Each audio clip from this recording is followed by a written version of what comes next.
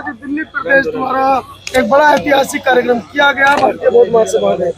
मेरे साथ दिल्ली प्रदेश अध्यक्ष CS भंडारी जी हैं। भंडारी जी, किस तरह का कार्यक्रम रहा? पूरी दिल्ली के अंदर आप लोगों ने झांकियां निकाली, बड़े हर्षोल्लास में लोग यहाँ पहुंचे हैं।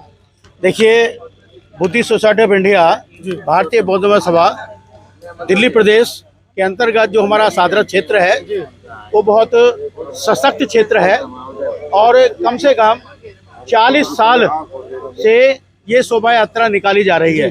40 साल इसको हो गए और इस शोभा यात्रा में लगातार वृद्धि हो रही है। जब आज इसका भीमारंभ था तो बहुत अधिक भीड़ थी और सारे सघन मार्केट से होते हुए ये हमारी शोभा यात्रा निकली। बाबा साहब डॉक्टर BR अम्बेडकर के 133वीं जन्म दिवस पर 133वीं जन्म दिवस था जिस पर यह शोभा यात्रा का आयोजन किया गया। 40 सालों में जब आपने दिल्ली के अंदर इस काम को शुरू किया, बौद्ध बनाने का कार्यक्रम शुरू किया, बाबा साहब के रास्ते पर चलने पर शुरू किया, इन 40 सालों में क्या उपलब्धि हासिल हुई? देखिए, अब 40 साल से पहले जब हमने ये शोभा का भीमारंभ किया था तो उस समय आदमी भले ही कम होते हों लेकिन सशक्त आदमी होते थे, ईमानदार आदमी होते थे और बहुत मेहनती आदमी होते थे। आज अगर हम उसकी तुलना करते हैं, आदमी तो बहुत हैं, भीड़ बहुत इकट्ठी होती है, लेकिन बाबा साहब जय भीम तक ही सीमित है।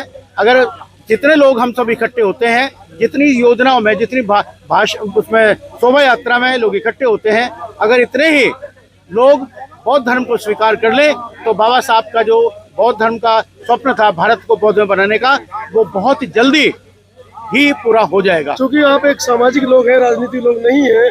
सारी जिंदगी आपने कई दशकों से समाज की सेवा की है सामाजिक रूप से, लेकिन इस वर्ष राजनीतिक रूप से समाज की जो कमी है वो कहीं ना कहीं खल रही है। एक राजनीतिक बयान क्या देना चाहेंगे अगले ही महीने ऐतिहासिक चुनाव पर? देखिए, पहली बात तो ये है कि राजनीति हमारा उद्देश्य नहीं है। लेकिन बाबा साहब ने कहा बिना राजनीति के आप अधिकार नहीं देंगे। राजनीति हमारा उद्देश्य नहीं है।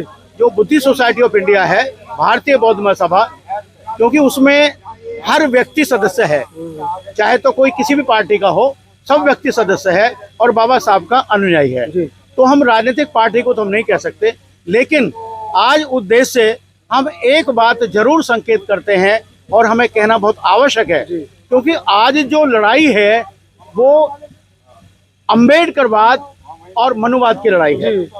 आपको पता है कि अम्बेडकरवाद समानता है, स्वतंत्रता है, बंधुत्व है और भ्रातृत्व भाव की भावना है, लेकिन जो ब्राह्मणवाद है, ब्राह्मण व्यवस्था है, वो आप सबको जानते ही हैं कि वो जातिवाद और वर्ण व्यवस्था से ओतप्रोत है।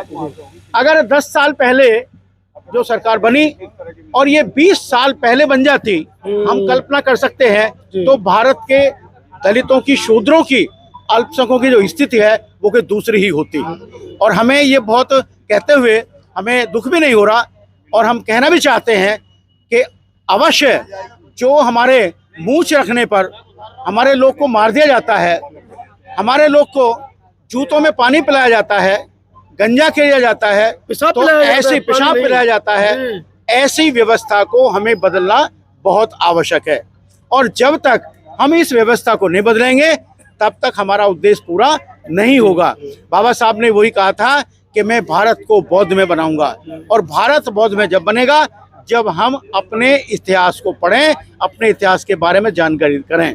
तो हमें सबसे पहले यही देखना है कि पार्टियां, अभी हम अपनी बात करते हैं कि पार्टियों के जो भी नेता हैं वो मानसिक गुलाम होते हैं पार्टियों के, अपनी बात नहीं रख सकते। जैसा कि बहुत सारे एग्जाम्पल हैं, उदाहरण के लिए राजनेपाल गौतम जी को रिजाइन देना पड़ा था और अब राजकुमार आनंद जी को रिजाइन देना पड़ा है, तो उसी पार्टी में है। तो हमें पार्टी नहीं, राजनेपाल उन्होंने पार्टी छोड़ दी है, राजकुमार आनंद जी ने पार्टी भी छोड़ दी और त्यागपत्र भी दे दिया है।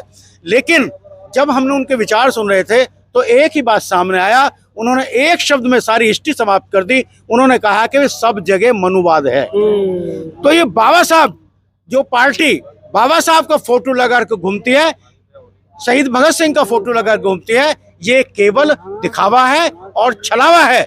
हमें इससे बिल्कुल सचेत रहना है।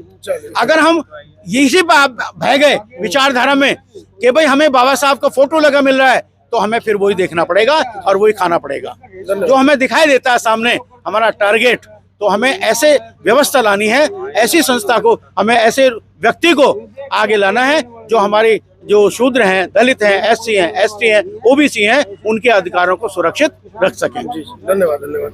Thank you very much. Atar Singh ji, Atar Singh ji आइए 2 मिनट जरा मीडिया के सामने।